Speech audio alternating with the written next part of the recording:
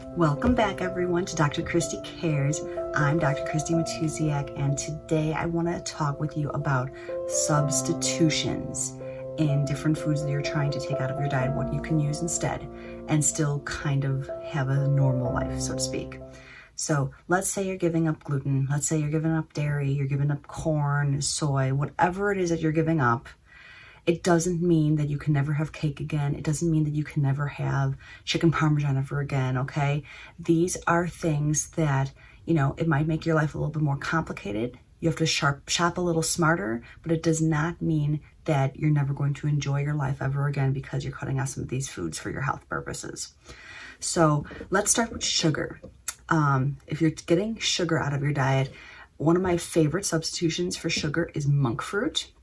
Stevia is another good one, except stevia tends to have a little bit more of an aftertaste, and you have to look up. Not all of these things have an exact 1-to-1 ratio with sugar. So if you're following a recipe of standard chocolate chip cookies, for instance, and you want to substitute, you would not use a cup of stevia if it calls for a cup of sugar. Monk fruit tends to be more of a 1-to-1 ratio, but stevia is much, much less. I tend to use more coconut sugar because it has a tendency, it's still 1-to-1 ratio, but it has a little bit less of a glycemic impact on your body. So those are my big three. You can, of course, also use honey or maple syrup.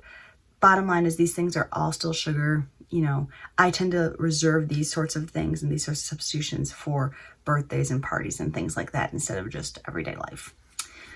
If you're giving up dairy, for instance, what can you have instead of cow's milk products?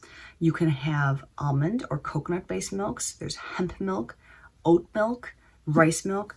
The different varieties of non-cow's milk-based milks are endless now, so you should have no problem finding one of these to substitute for yourself. The other thing is, I've even found, as far as an ice cream substitute is concerned, I've found cashew-based milk, coconut milk ice cream. Soy ice creams are great too, but I don't really recommend a lot of soy in people's diets. Let's get into gluten next. So if you're trying to remain gluten-free, there's a ton of gluten-free flours out there. There are great, great blends that are 1-to-1 ratio. You can follow any given recipe and make it a gluten-free one instead. These things are fantastic. It's almost effortless now, but I want to warn you about something.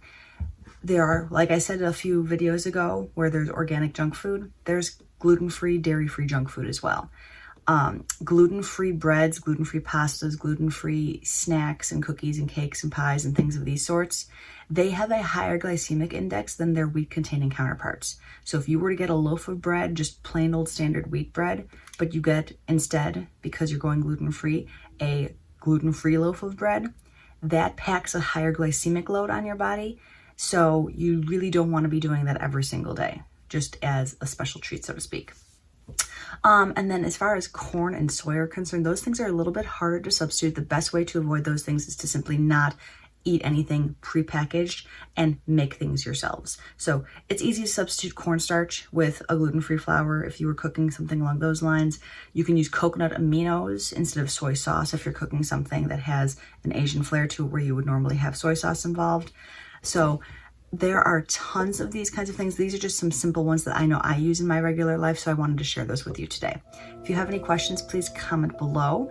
And if you did like this video, please subscribe, share with your friends and family, especially if you know somebody who's trying to avoid a certain food and they need some new ideas as far as how to eat and what to do with their life.